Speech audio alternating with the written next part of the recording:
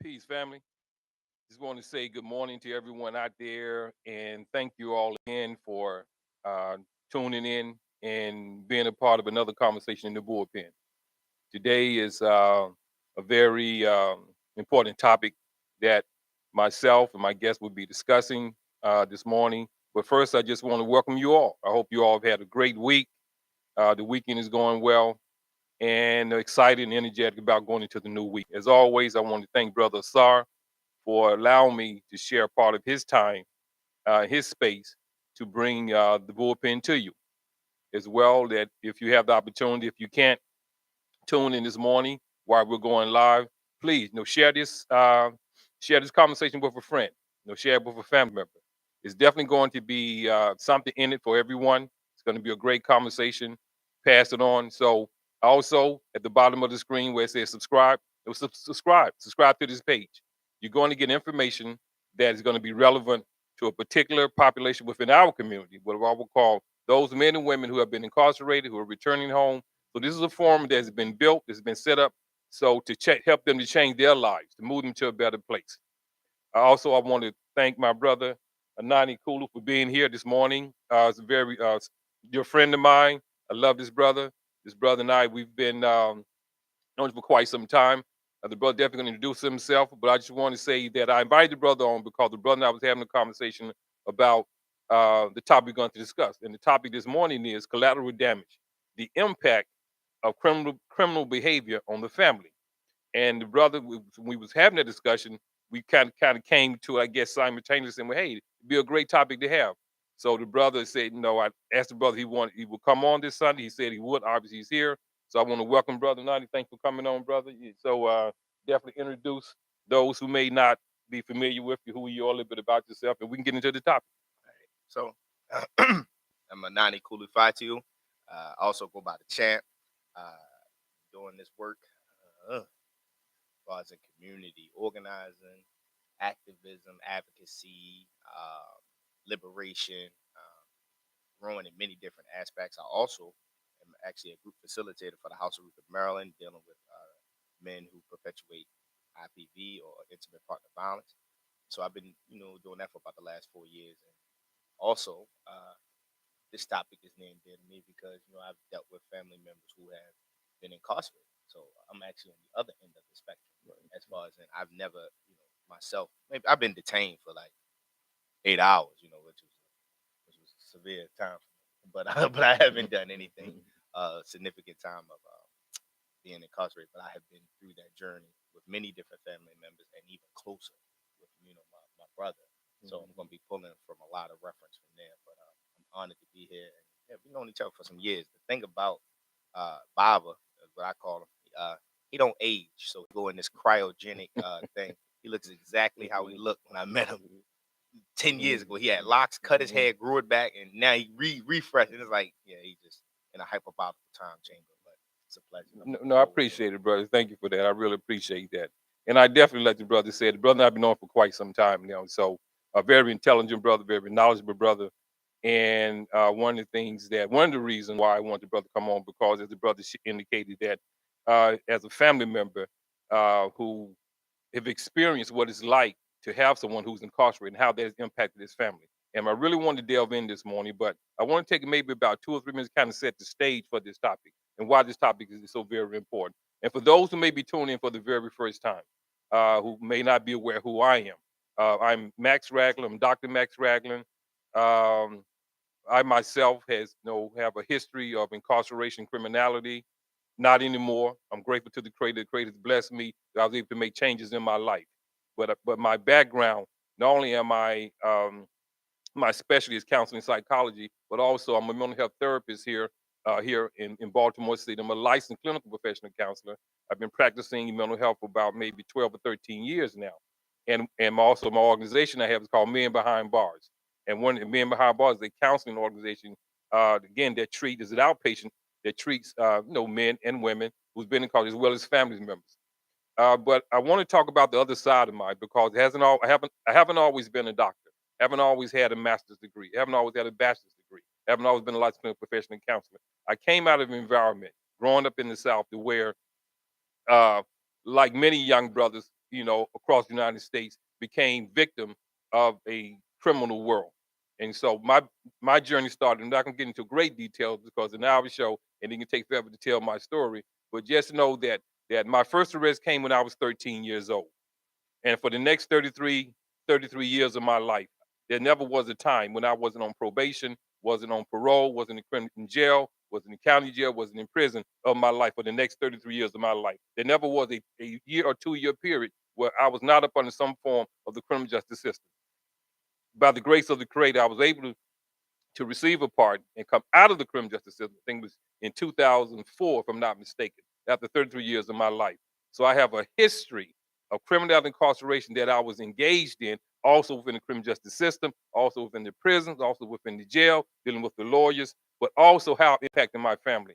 So I want to set the stage to talk about that part of it. So this conversation this morning is going to actually has three components to it. The first component, we cannot talk about criminal incarceration without giving some historical context. We did not get here, meaning we as the perpetrators, the families who've been victims of crime, we did not get here without, say, on our own. Something was created that created an environment that put men and women in position where they was having to make a choice. Some of us made the wrong choice, some of us makes better choices. But yet the environment was created. Poverty is a creation of man. Institutional racism is a creation of man.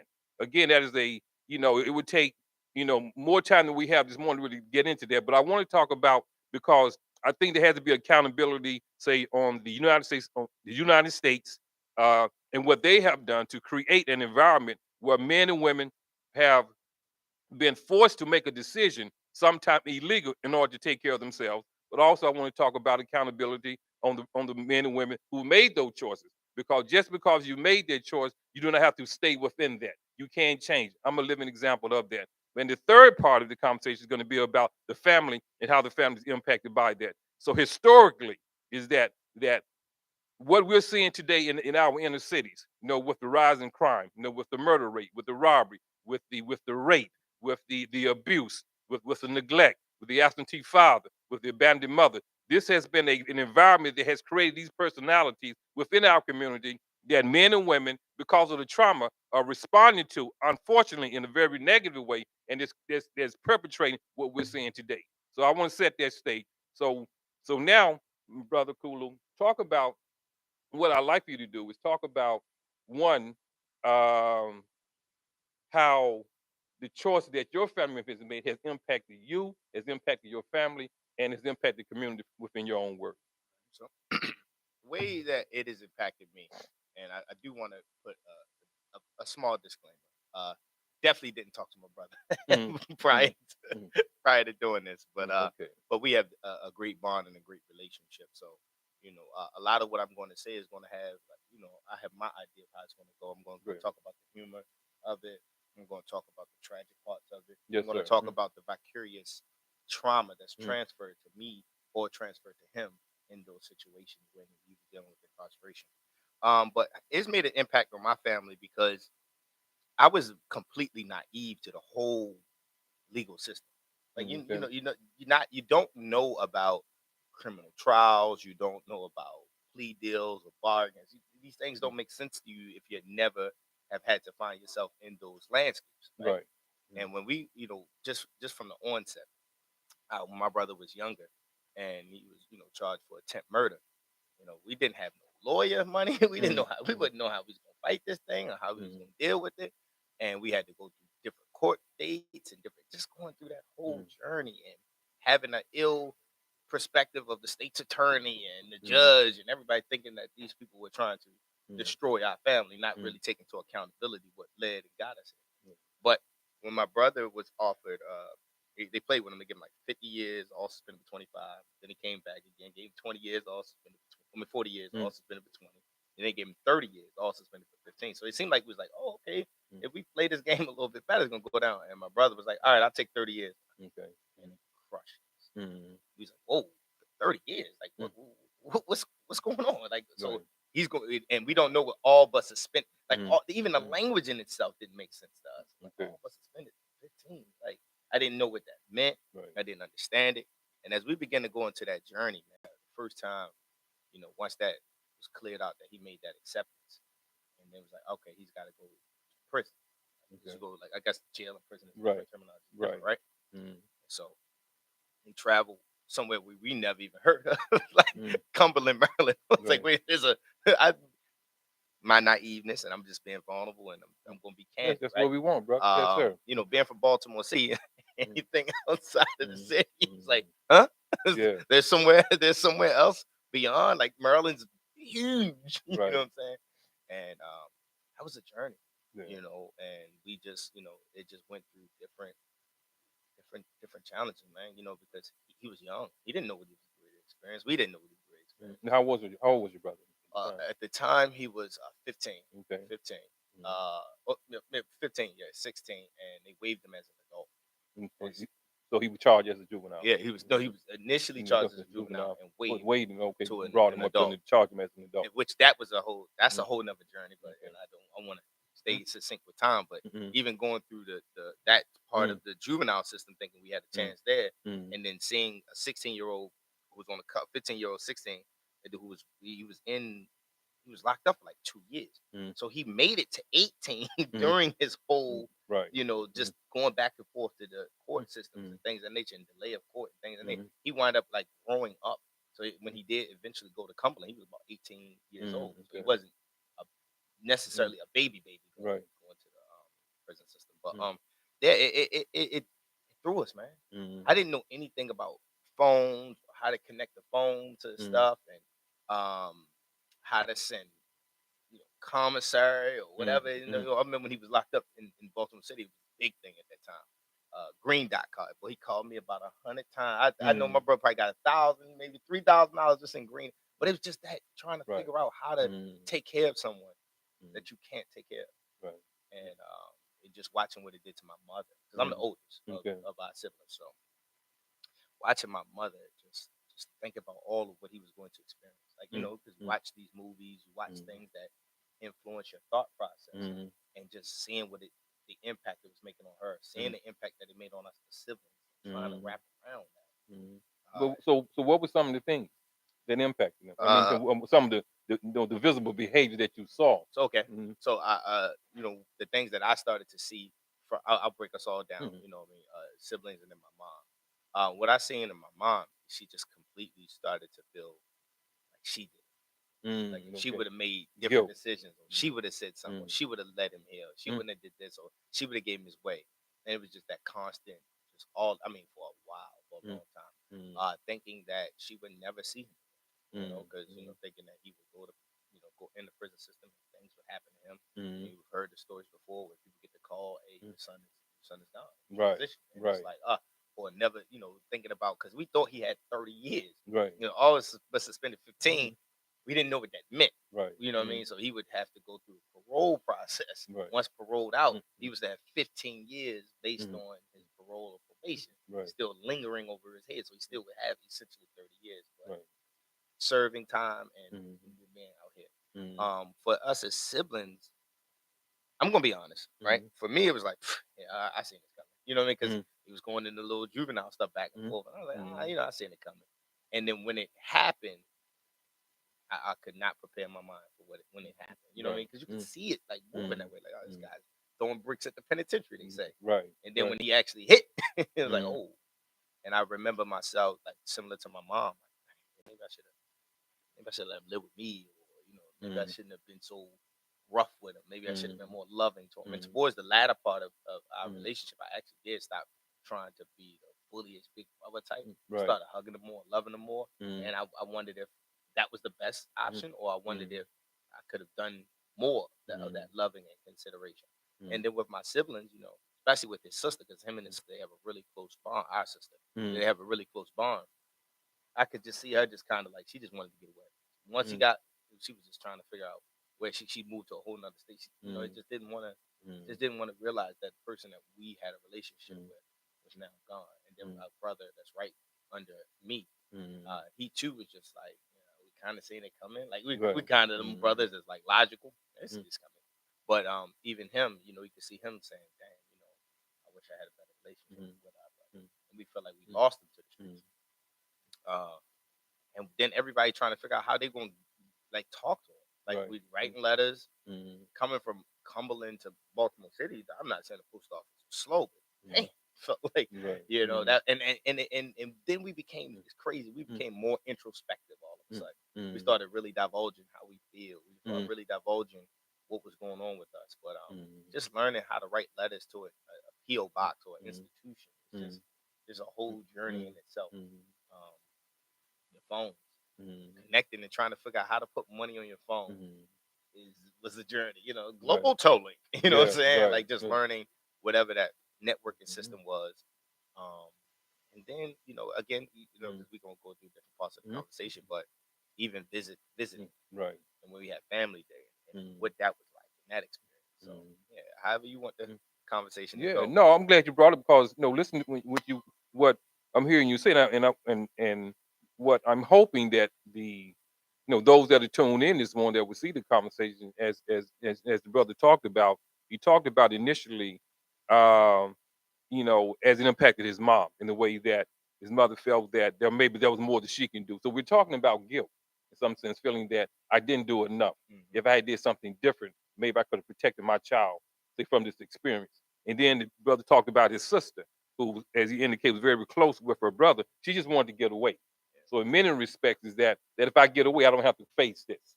And then you talked about yourself and how it impacted you as well, meaning that you saw it coming, and that after the brother had made his choice, was that you could have done differently.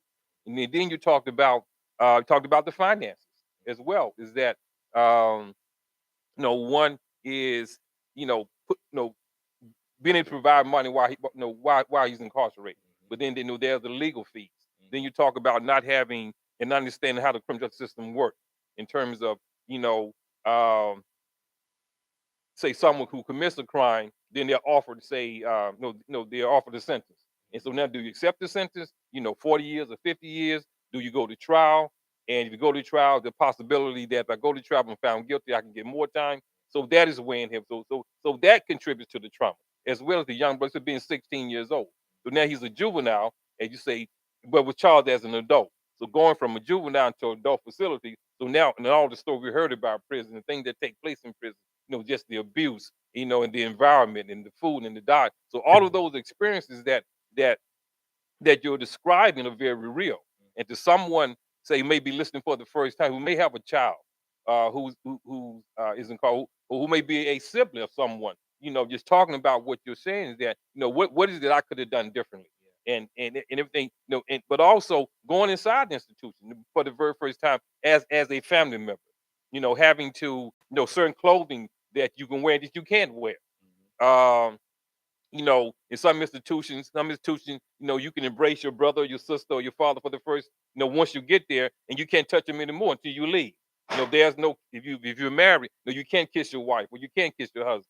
And the women that go into the institution, certain clothing they will have to wear. And then also there's a strip search. So all of these experiences that you're talking about, but some experience for the very first time can have an impact on it. But I like it when you talked about how you kind of talked about yourself and what you could have done differently. So as we talk about that experience, in that you said that, well, now, obviously in retrospect, you look at what has happened, but in going through that process and not being aware of what the experience would be like, but learning from that experience. So, and your brother went in with 16. So how long were your brother incarcerated? Did a total of about 7.5, maybe almost 8 years. 8 years. So it's about 7.5 years. So that's 7.5, 8 years. Your brother's been incarcerated. So how, in what way was that impacting the family? Just his presence not being there. So you said Oh, you oh you yeah, yeah, you yeah, you, you were the older brother. yeah, yeah. Mm, His presence not being there was, mm, huh, like I said, we're gonna be honest. mm, So it was part worry and part relief. It's crazy, okay, I right? like that. Yeah, Okay, you know what I'm let's saying. talk about that. So the worry was that we miss that Mm, that bond and that connection yeah. and that just that sibling rivalry and Mm, sibling understanding that we mm, have. And it's just mm, weird, right? With your mm, siblings, you just understand each other, mm, or we understand our mother a little bit mm, better. You know what I mean? right. Than most people, most folks that can have Mm, a certain degree of tolerance. So we just all had that connection. mm, The relief was we didn't get that call that he was dead. You know what I mean? okay. Because the journey upon which he was traveling Dead or in prison. You hear that all the time, Right. Dead or in prison. And if you was to ask a family to be honest, if they had a option of those two, prison seemed like, okay, he's away, he's good, he's away from these individuals that influenced his life, and it wasn't there for him. Because when they out there doing it, they got all these homeboys, they got all this camaraderie, they got all these young women and everybody that's down for them. But when they get into that situation, it's only the family that's left to pick up all of these. Only the family that's left to be there to bring form of relief, right, for my brother. Right. And what's unique, because we do the journey. Some people will go in the beginning when he get locked up. Oh, free my man, go to court, da da da. But once he's sentenced, once he's got this, it's all left in the family. And it was a relief to know that like he wasn't, the option wasn't getting a call that he had been killed or something of that nature, because the life that he lived at that time was extreme. Right. So it was a relief to know he was somewhere safe, away from the individuals that we, at least we, that I'm playing with the word safe, but for us, it was safe not to be around the individuals that they were around.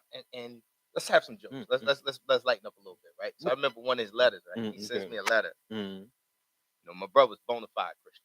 Okay. Bona fide Christian. Come from Christian upbringing. Nothing wrong with that. Christian families, nothing wrong with being a Christian. Hey, wait a minute. Nothing wrong with being a Christian. Just gonna make that clear. But I'm being honest, like how we grew up. You know what I mean? Now we all found our own journeys in life. Right. But I remember, right? This joker sends me a letter. He just got to jail. Just hit coming, right? He just hit coming. He sends me a letter like, I'm taking my shahidi. I know I'm being funny. I'm being funny. But so I was like, he shahada.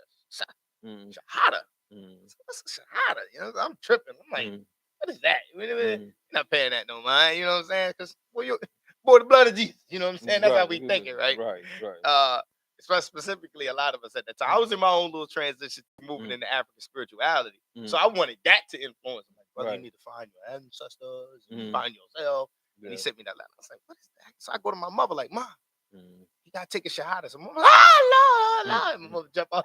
What's a shahada? You know what I'm saying? I said, Mom, I think he's trying to be a Muslim. So he sends letters back. So the correspondence with those letters in that moment, like, you could, I mean, Holy Rollers was praying and everybody was on it, but he eventually still took a shahada or whatever. That's right. But what was unique about that was like that changed all the, I mean, instantly. It was like instant change, like with that young guy we know, Anthony, you know what I'm saying?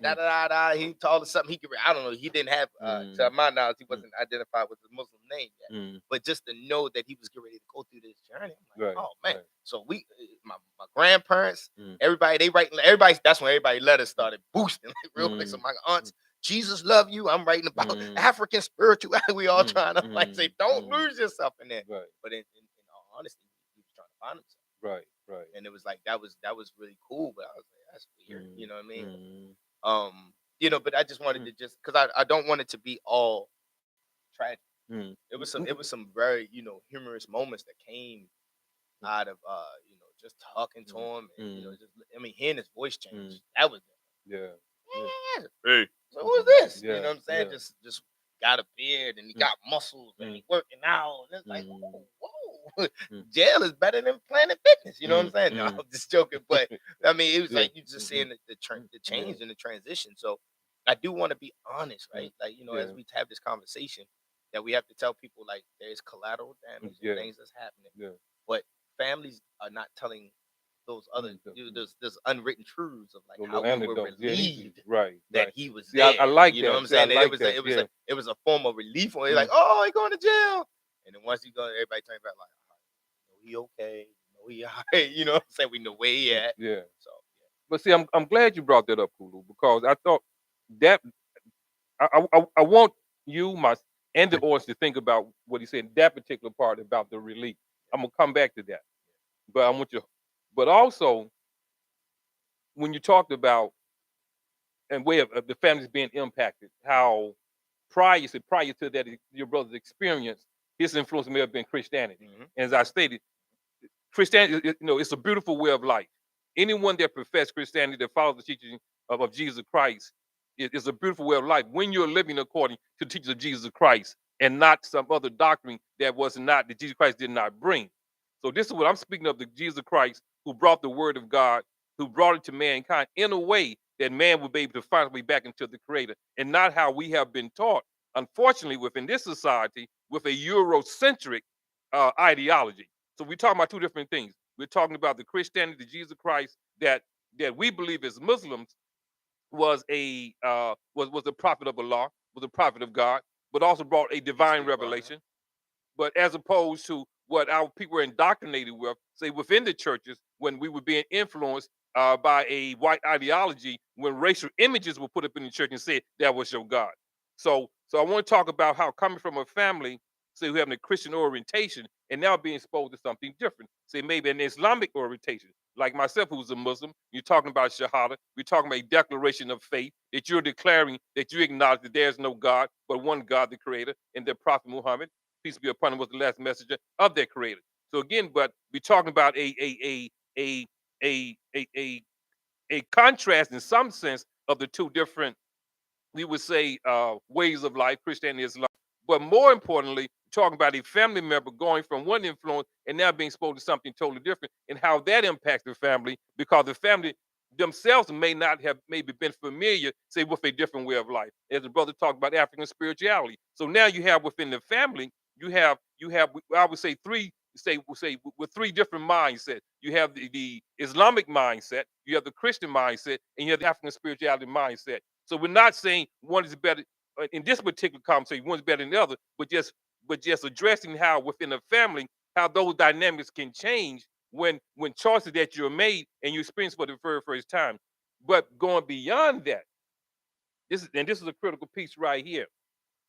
When we think about, we live in an environment where family members, brothers, sisters, mothers, and what they're saying is that if all I have to choose from is my son being incarcerated than being dead on the street, they're choosing incarceration. What is happening within that environment? That these are the choices of the family that they're having to choose, not that a better environment, not an environment that is safe, not an environment that is free of guns, is free of death, but an environment that says, well, look, your choices are that, look, I don't want my son dead. So if jail is an option for him, I'm willing to accept that. Talk about that, brother. So that's deep, man. Go in on him, man. Quit playing with him. Because the eerie parts of oppression, right? Let's take the conversation where it needs to go. The eerie parts of oppression is it's so pervasive in one's mind that folks will then believe that the relief of incarceration is relief. You know what I'm saying? Because it's like, oppression is so deep. It's like, well, I really don't have any other option. The alternative, and so I'm being honest. From we're a family that experiences oppression in this country, in this society, in many different intersectional ways, right? But it was a relief because so many other people were dying. So many other of his friends were meeting their fate, and it was like you could see, if you believe this or not, but that marching energy of death, That's real. Was connecting to a lot of people. So we, when and I mean, he was locked up. He himself was locked up for attempt murder. So we can only imagine what energies was moving around. You know what I mean? Right. And they, these young fellas at the time, they played for real. Right. They trust me, all that rap music, all that stuff. When you live it, people that's out here playing, in that world. And I don't mean play. I'm just saying, for real, they about that. Right. And they have no regard for life. You know what I mean? At that point, they're so young, underdeveloped in so many different ways. And but when it happened, that was the burden. The bird that was the relief rather. The relief was like, okay, we know where he's at. Can't go anywhere. He doesn't have access to the things that he once had access to. And let's make the best of that journey. And so we wanted to say we knew where he was at. We wanted to know that he didn't have to worry about hustling or doing all that stuff to provide and take care of himself.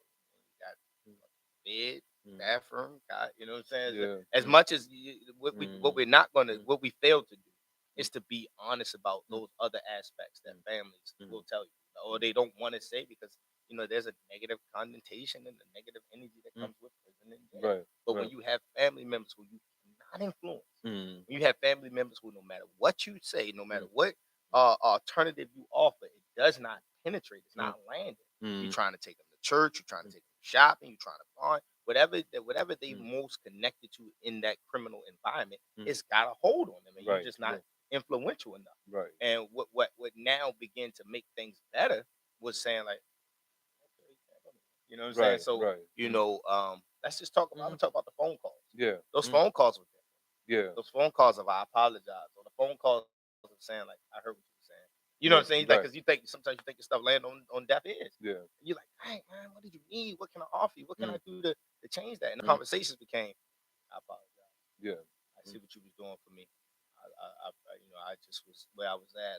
And you say, oh, so you did hear what I was saying. You did understand what I was saying. Don't do this, or you don't have to have that as an option. Look what you're doing to Miami, or look what you're doing to me. Look what you know what I mean? They started landing because he had time to sit down. Right. He had time to reflect on his conversations. Whatever, no more opiates or drugs to believe, no drinking, no women, no, at least not yet.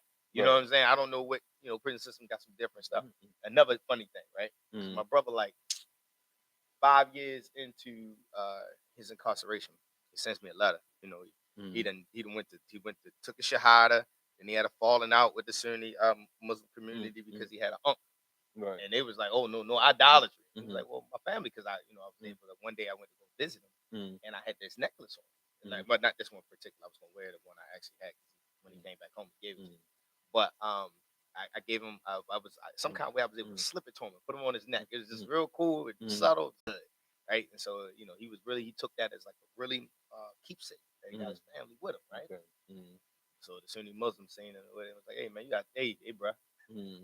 Hey bro, you gotta take that off. And they tried to, work with him a little bit, because they tried to explain, but they was really serious about what they were about. And so he had a falling out with them. Then he ran over there to the nation.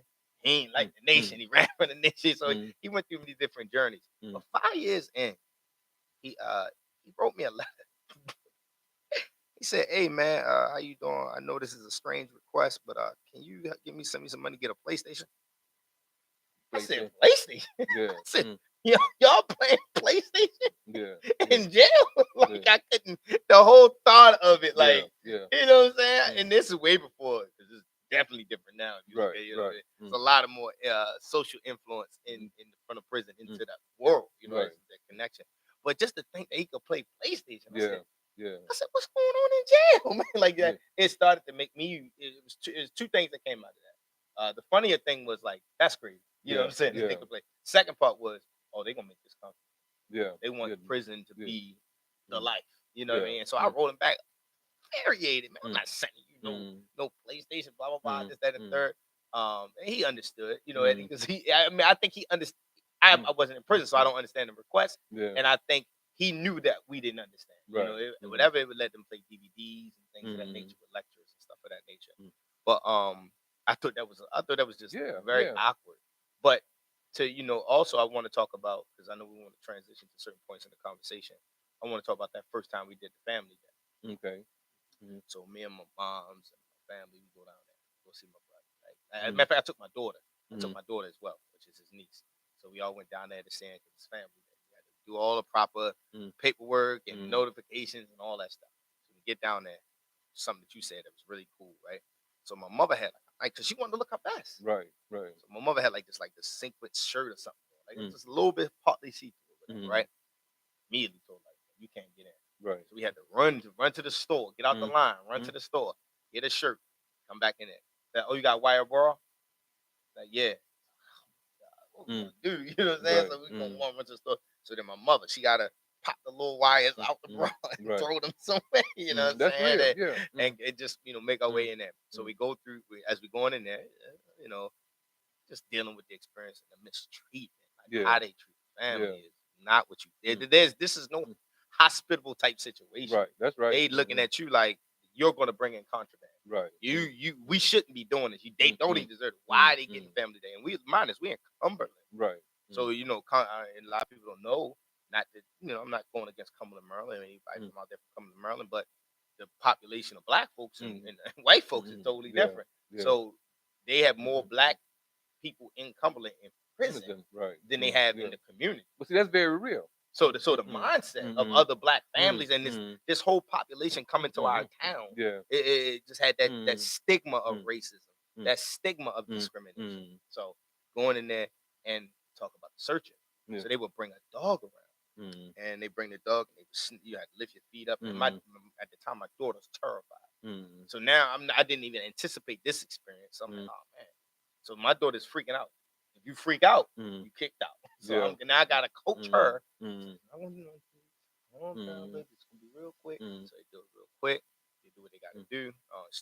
Things of that nature. Then you gotta walk through this like a scanner. You walk through the scanner, and if the scanner go, you gotta come back. Right. You do it a second time, and the can't come in at all. So I'm trying to figure out if I got a nickel on me, my keys. I'm trying to figure out what do I have on me that resonates to make it. I mean, just that franticness of knowing that you came 2 hours or some change away into the mountains, to know that you may have to be turned back because of not being, adequately dressed or not being, because just not understanding that. Then getting in there and just experiencing, family day and what that was like, and then seeing all the families crying and you trying to just enjoy those moments. But you feel the energy of being observed. You see the men up there with the guns, and this is not it's like if you ain't never been in prison, you can really experience a form of prison right now, and just dealing with that, wow, and not being comfortable. And then you see them, they gotta save up tickets, take pictures, and they want to capture this memory, and they want to watch you eat, and that's probably the only time that they get to eat food outside of the institution. It's like but they gotta be well behaved. They can't have nothing going on. It's just so many things that was going on, and as we're there, just trying to experience it, you just really knew you could. Yes, and I'm glad you brought up to. I mean, all you talked about was obvious. Was an experience that first time family member experience, but there was a part you talked about. Every two things. The first thing I want to talk about is you talked about Cumberland, and you talk about the population of Cumberland, probably being predominantly white, but the prison population is being predominantly black. So, with the listening audience, I want us to look at that in a in I'm gonna say it in a deep and critical way. And what I mean by that is that the prison industry is a multi-billion-dollar industry. We talk about, you hear all the time we're talking about the um, what I'm trying to coin the phrase, but and David talked about the prison industrial complex. When we talk about that, see, it's made up of the judicial system, it's made up of the institution, it's made up of the parole board and the sentencing. All of this make up the prison industrial complex. And when we talk about, you think about a small community, say I'm gonna say like a Cumberland, and I'm not that familiar with Cumberland, Maryland, but I'm gonna relate this to my hometown, my home state in Alabama. So there were small communities in Alabama where the population of men and women that maybe were predominantly white, and many of these men and women that the factories left, they did not have jobs, and many of these communities was communities that did not that their relationship with African American people was very limited. They very seldom came in contact. For the most part, the contact they came for the most part when they came in contact with someone who's black, a male or female, probably maybe in television, in passing, in traffic, but not that one-on-one daily situation. So what happens is a lot of within the prison industry, they look for these small communities to build prison. So you talk about the cities, the counties, they would bid. They said, well, look, if you build prison in my particular county, say we'll charge you, let's just say 5% tax. Another county may say, well, look, if you come to my community, we'll charge you 3% tax on our property. So what the industry does, what they look for those areas where they can build a prison, where they can limit their taxes, but also they can privatize it in a way where they have more control. So when you go in, so many of these prison guards, correction officers, many times they're white men and white women, for the most part, who have not come in contact, say, with black people on any level, in high school, in college, in neighborhoods. So now those social skills that is necessary to be able to relate to someone in prison, they're going off of their biases. So when the brother talked about a Cumberland, say a prison being in Cumberland, I would argue, and I believe that many of the men who work there probably local now. Not that they don't bring people in from other places. I would say some of the senior correction officers, administration. But a lot of those jobs were filled by just regular, everyday white men and women who didn't have any contact. So now you have this relationship, these social relationships between, say, the white correction officers, the white correction officers, male and female, inmates who are black, and now there's that friction there. So they're bringing their biases, they're bringing what they don't know, they're bringing their lack of social skills within an environment that is housing people. So now you have the brothers, for the most part, that when they come in contact, probably many times in their prison environment is the guard, is the you know, the judge, the prosecutor. So now men, not all of them, but some of them coming from, an angry place and being antagonized by these white men and women, but for the most part, who did not have the social skills to be able to relate to this. So you will have a very hostile environment. So I like when you brought that up because it's very real in what you're saying. But that's not only in Cumberland. That's, you can find these prison in these small counties throughout the United States. But primarily for one, so those counties, those areas, one, they can have an economy. They can put they can put their men and women to work in these small towns. And as I've always said, is that black men and women are commodities, unfortunately, within the prison complex. People are bidding to bring prison to their counties so they can create an economy off the backs of our brothers and sisters. But we got to talk about accountability. But I'm glad you brought that up, brother. I just wanted to point that out to the listening audience when you talk about Yeah, no, you on it. Man, we can trust. We can have a whole Yeah. whole conversation about that. I want to shift. If you don't mind. Yes, sir. I'm gonna Yes, sir. shift. So I also want to talk about how the family is impacted when serious things happen amongst the family when somebody's incarcerated, i.e., death, i.e., birth, i.e., somebody being ill or things Yeah. of that Yes, nature. sir. And I remember during my brother's incarceration, uh, when our grandmother had made her transition. It was out of nowhere, literally out of nowhere. We have multiple grandmothers make transition, but I'm the one that he was most closest to, the one who helped reared and raised him, right? And that's the tragic part to this, right? When men and women who go to prison, little do they know we fight to stay alive, because we don't want you to get that story or that phone call from the chaplain to say that somebody in your family has transitioned. And what's unique, what's unique is that when my grandmother had made her transition and we had to call the prison. I had to call the prison. That was different, right? Okay. I had to call the prison and request the chaplain. And then from there, requesting the chaplain and once getting in contact with the chaplain, I was able to, let the person know, like, hey, I need to get in contact with this individual to let this individual know that our grandmother had transitioned, right? Okay. And so it was like, hold on, we're gonna get him. Right. And the chaplain was the only time you could have a regular call. This wasn't no, Right. call that went through all the other steps of pressing zero or you want to collect the call. And when that happened, it was it hurt so bad, it crushed us so bad because we couldn't console him. Right. And we knew that when he got that call, and the way he got off the phone, you didn't hear no crying. Yeah. That was unique, right? He got off the phone and he was just like, oh yeah. All right. It was, you could just, I knew knowing that's your family, you knew that his spirit was broken immediately, because nobody wants to get that call. And then chaplain bring you in, you can almost know, like, yo, the chaplain guy, you gotta go see the chaplain. And just what that did to us as a family, and then worrying about what that would do. My mom was debating if we should tell him or we shouldn't. Is he gonna get into an altercation when he's in there because he's upset and he can't properly ventilate his emotions? My sister, she had children, and he wasn't there to be there for children. I had children, you know what I'm saying? Like, he remembered my daughter, but my middle daughter, he was incarcerated when I had my middle daughter, Zaire. And so it was just like he getting these calls and trying to get, and then begging for the picture. Right. Send me the picture, send me the picture, send me the picture, send me the picture, send me the picture. And it was just like his only way to stay connected.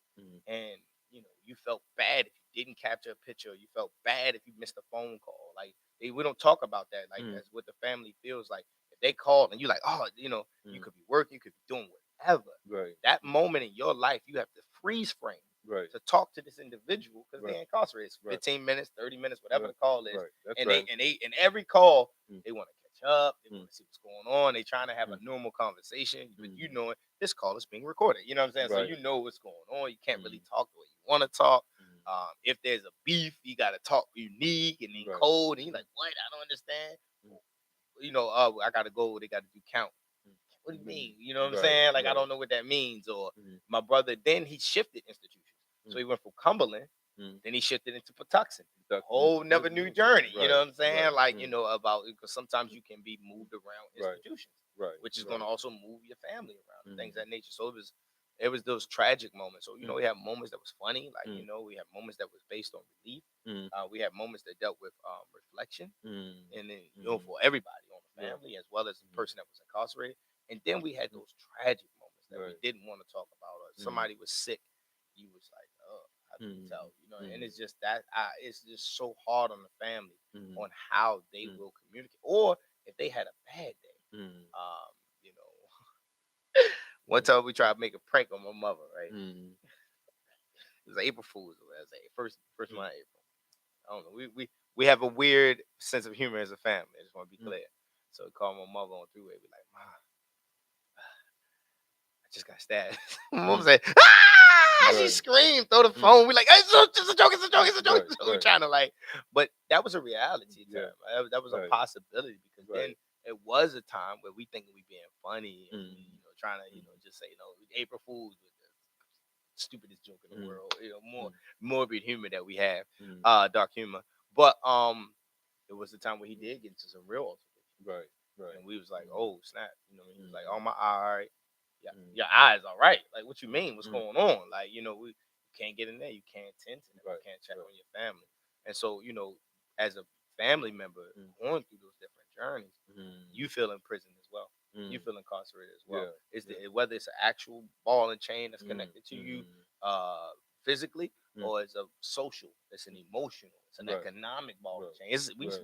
we going through. That's the thing about the prison system. It's so uh, wow that it Mm. impacts everybody. You know, Yeah. he in there working, trying to Mm. find a job to do, and he's making money for the institution, and then they taking money from us because Mm. we Yeah. got he got it. Like, I remember the first time I had to do like a package, Mm. and we had to go to J.C. Penney, and I had to Mm. order him all these clothes, right? Mm. So I go to J.C. Penney, I order him all these clothes. I don't know where I got the money from, you know what I'm Mm. saying, but we figured it out. And I think he had to only have gray shoes, and I Right. had like gray New Right. Balances, something similar to yours, right? Mm. Not well, you got some nice New Balance, but you know what I'm saying. We had to have gray New Balances, Mm. right? And so I think I wanted to be nice, and I wanted my brother to be Right. stylish. Right. So in the end, it was like a little neon Mm. green, Mm. like go around the end, trace and that's it, just that. Yeah. Sent them jokers straight back. You know what I'm Yeah. saying? So then he Yeah. was all he had was one pair of shoes, and Mm. but just thinking about that, Yeah. like, you know what I Yeah. mean, like, because they got clothes for them, no doubt. Right. Nobody Yeah. ain't wearing no state Prison. Yeah. clothes walking around Prison. all Yeah. day long. You know what I mean? Mm. So I wanted to just we was thinking about just giving him certain amenities, but that pulled on us economically. Right. Even when Right. he was going through the whole situation, we didn't talk about the economic, incarceration and strain that it has on the family. If you can't afford a lawyer, Right. you're gonna pay another way. If you can Right. afford a lawyer, you're gonna pay that way. People Right. putting up the house and people Right. doing whatever, trying to find Mhm. bond and bail and doing everything that they Mhm. need to do Mhm. to make their families better. But that literally, people have refinanced their homes, Right. That's right. trying to Yeah. get some quick money, Mhm. and then Mhm. grandma died and that Mhm. house gone forever. Yeah. You know what I mean? Yeah. Because they didn't refinance it to try to get such and Mhm. such out of jail. Granddad Mhm. died or whatever. But it's just those things that happen, and that's the collateral damage that if I could say anything to anybody that's watching this, Mhm. and I would say, like, listen, your life is your life, but it's Mhm. not in isolation of the people that's connected to you. Right. So Mhm. whatever decision you make, they're gonna Mhm. be pulled in on it. Right. I'd rather you make proper decisions because you don't realize that when a child is born when you're incarcerated, they're gonna have to help manage that affairs of your child Mhm. with you not being present, Right. and that's a strain. Right. Grandma trying to step Mhm. in, and Mhm. the child's mother might not be feeling that, so she bark back, and they Yeah. going back and I don't mean bark back, but they Mm. argue back. They Right. going back and forth with each other. You're not there to mediate the situation. Mhm. You getting debriefed and trying to send out some messages about 15 minutes in. Mhm. You know what I'm saying? In a Mhm. 15-minute conversation, Mhm. they don't they is there is an option of paying the gas and electric or keeping that phone active. Right. Right. Mhm. So they don't have the, Yeah. the No. gas and Right. electric, but they trying to make Mhm. sure that when you call, you're Mhm. not rejected. So they trying to keep that open line open. I had a cousin that was locked up for a long time. He would always call my grandmother's house. Nobody uses landlines like that no more. Everybody got cell phones, you know what I mean? But that landline was the line that he always had. He knew he just that phone was going to answer. But he never knew about the other economic turmoils. The roof caved in, and this, that, and the third. Where they gonna pull money? How they gonna eat? How they gonna do certain things? You crying about commissary. Respectfully, you crying about commissary. You like, man, I don't want to eat this stuff that they got. We eating the same foods consistently to give you some money so you can get some Doritos, you know what I'm saying? Or some corn chips or whatever you need, or some tuna fish and this, that, and the third. We are literally making these sacrifices. And I'm just letting people know, man, your decisions are going to impact us on so many levels, and it's going to have reverberating impact. It's going to be times where it's going to be funny. Like I said earlier, it's going to be times funny. It's going to be times where it's relief. But then it's going to be times where it's sad and it's tragic. It's going to be times where, you don't even know what we're doing. We can't even tell you emotionally what we feeling or what we're going through because we don't want to convey the wrong message to you. Or we don't want to argue with you and slam that phone on you, and then you got to go back into that environment. We can't tell you about somebody passing or somebody being sick, or we got to wait till almost the funeral arrangements is done, and you can't even be released. Like people have lost their mothers. And the family making decisions that you can't be a part of, because you're not there to make the decision on how we're gonna do things. So you got to just be informed, So it's just those things that happen. So when you make these decisions in life, from an accountable standpoint, just know how many people are going to be impacted from it. That we're going to be on the same. You locked up for 8 years, we locked up for 8 years. You locked up for 20 years, we locked up for 20 years. It's not this disconnect. So it's like, if you don't intentionally want me to, people say, I ain't gonna snitch. I'm gonna do my bid. I'm gonna do my time. Do your thing. Do your bid. Do your time. Have an honorable, noble character. Just know your mother heart is being deteriorated every day. Your brother and your sister, your aunt, your cousins, whoever you have relationships with, while you standing on your square and taking the decision and taking accountability for your decisions, the other impact, that collateral damage, a bomb drop, boom, oh yeah, but the people don't talk about how now the ground can't even be rebuilt anymore. I just wanted to just take this opportunity to say that. No, I think I'm glad you brought that up, Kulu, because you're absolutely correct. When we talk about the collateral damage, obviously that was the theme of the conversation, was collateral damage, the impact of criminal behavior on the family.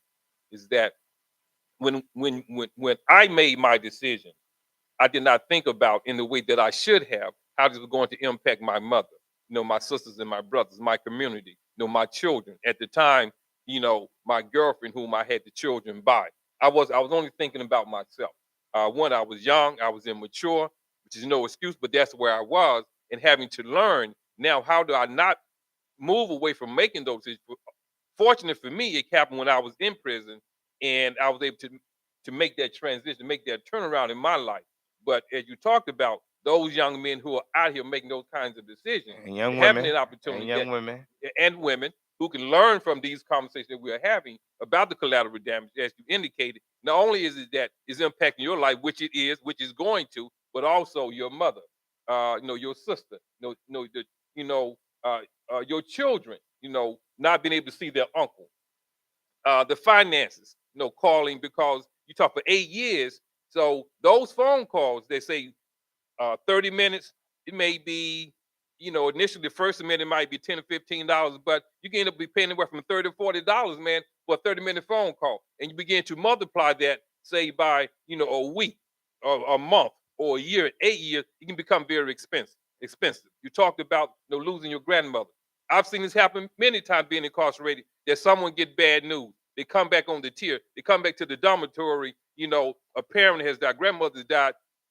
They're in a sad place, but they're in an angry place because they can't be out. And the least little thing, it escalates to something else. The correction officer says something, an inmate says something, then it turns into something else. You talked about the death. You talked about the finance. You talked about the hardship that it creates. That we're now having to make sure that that one, that if not getting the packages, So again, it goes into the the category of being the finances, but the harshness that it placed on the family. So now I have to make a decision. Maybe I wanted to do something a little bit more, for my son or my wife or my kid, but now I got to get this package up, for my brother and my sister who's incarcerated. So now, so that placed in the hardship on me, or the grandmother who thought, that, well, I raised my children, but all of a sudden now my daughter, my son, not doing what they supposed to be doing. So now I got to raise my grandchildren. I'm in my 60s and my 70s. So the collateral damage, it impacts socially on so many levels. And I'm definitely glad that you brought that up and talked about that, because you know the finances, the psychological trauma. You talked about the physical, the isolation. You talked about the strange form of relief. the relief, which Yeah, I yeah. thought was very profound in saying that, because it made me think about during the times of slavery. When I was enslaved, and when our ancestors, when women were put in situations the way as having to choose between, do I let my husband die or do I let this white man rape me? So in order to save my husband, I allow this man to have his way with me. But the kind of choice that you talk to, you work the oppression, the kind of choice that create. So, but my thing is, how do we create an environment that moves beyond that, where we're not having those kind of choices? It was a great conversation, brother. That hour go by real fast. I'm looking at the clock now. It's probably maybe about a couple of minutes before we have to close. The brother definitely, I want to respect the brother's time, but definitely, couple cool things. One is, your parting words, but also if someone want to get in contact with you and know about what you're doing, how can they reach you? All right. So my name is Anani Kulu Fatiu. That's my name on Facebook. I also go by the Champ. I do lectures. I work with youth. I work with adult men, adult women. Wherever you need me at, whatever capacity, you can hit me on my email at championforafrica@gmail.com. The K Africa is spelled with a K, so it's AFRIKA. Pardon me. I'm just trying to run it through my head at gmail.com. And my last parting words is that incarceration, however it is rolled out, it is a family business. It's a family business. It's never independent. So don't ever, for anybody that's going through that journey, just know that your whole family is pulled in it, whether directly or indirectly. So let that hopefully weigh on your choice decisions on moving in the more, counter way to be productive. Well, thank you, brother. Cool. Thank you, and thank you for coming on, my brother. Really appreciate it, man. Thank you. I like knowledge that you brought. I would just like to say, so those, I hope that those who have been listening, who took the time out of their Sunday to be a part of this conversation, again, please like and subscribe. Share this with a family member, share it with a friend. Thank you for tuning in and being a part of another conversation inside the bullpen. I hope that we've said something that would be helpful to you in your journey, to your family members' journey, or just enlighten you a little bit more about what that experience potentially would be like. As I stated earlier in the beginning, Dr. Max Ragland, affectionately known in the community as Bob Ali. If you want to reach out to me, you can reach out to me at Fresh Air 112194 at gmail.com is the email. If you have, you have a question you may want to ask, you may have something you want to contribute, something you may not have an understanding about, just send me an email. Definitely reach out to me. You can reach out to me on Facebook. Just send me a friend request at Max Ragland. I'll respond to it. Or on Instagram. It is Max underscore, pardon me. It is men underscore behind, the word behind underscore bars underscore. Reach out to me on Instagram. I want to thank you all again for tuning in, being a part of this conversation within the bullpen. Definitely want to also, for those who may not be familiar, my queen, Harmony, she has a moment of harmony that she does every Saturday morning at 10 o'clock on YouTube. Definitely just can put in a moment of harmony to come up. She's definitely into healing, just men and women in terms of things that maybe you may be going through within yourself and trying to just not fully understanding what's going on in your life in a way that where just having some issues just about just trying to find your better self. So she's definitely has been doing this for quite some time now. With a moment of harmony, a lot of people definitely has reached out to her. She's doing very well. But tune in, just go to YouTube, put in moment of harmony, to come up, and I'm sure you're going to enjoy what you find there. Again, thank you all. Look at the clock, it's 11 o'clock. I appreciate your time for being a part of the bullpen. again next Sunday. I'm not next Sunday, but BullPen will be brought to you. Is the last Sunday of each month. Is the last Sunday of each month, and kind of we did it early because Brother Sar, and I think he may have shared this, so I don't want to be forward. But Brother Sar, reason why we need to do, I guess, the following Sunday because Brother Sar, obviously he's maybe in a couple of weeks from now, it'll be Doctor Sar, Doctor Minister Sar. The brother's getting his dissertation. The brother put in a lot of work. I would like to be one of the first to congratulate him on his accomplishments. So we kind of move things up. I'm going to be out of town next Sunday, but the following Monday, so I won't be here. But I definitely want to say to Brother Sar, congratulations on the work that you put in. I was about the 1st of April. It will be Doctor Minister Sar, and I can't be happy, man. I can't be happy for the brother. I see Brother Stan Kofa and the beautiful Queen Nima walked in the building. So for y'all who's out there, T-Net, I think they're having a conversation at 11 o'clock. Come down on Harper Road. Google it, T-Net, Minister Star Harper Road, and be a part of the 11 o'clock. So it's going to be a great opportunity. And thank you all for tuning in. Be safe. Have a safe week. And until next time.